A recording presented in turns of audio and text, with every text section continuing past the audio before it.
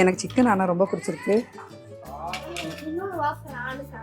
Okay நீ chicken சாப்பிட்டு எப்படின்னு சொல்லலாம்ல.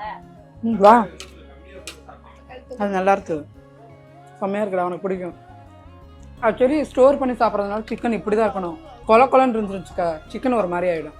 ரெசிபி சொல்ல மாட்டாளே, பிரான் தொக்கு நல்லா இருக்கு, நம்மளும் ட்ரை பண்ணுவோன்னா ரெசிபி சொல்ல மாட்டாளே.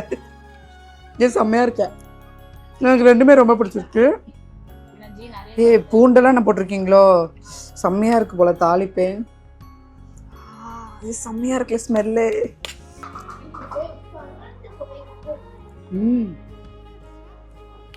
ஏன் இதை சொன்னாங்கன்னு இப்போதான் தெரியுது.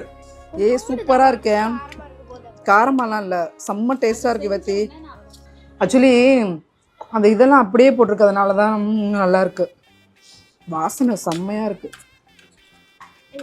இதனா மெட்ராஸ் டிஷ். ஆக்சுவலி நான் எங்கேயோ சாப்பிட்ருக்கேன், யாரோ ஒரு வீட்டில் சாப்பிட்ருக்கேன், சர்ச்சுக்கிட்ட. செம்மையாக இருக்குது இது, மூணுமே நல்லா இருக்குது கிருத்தியா.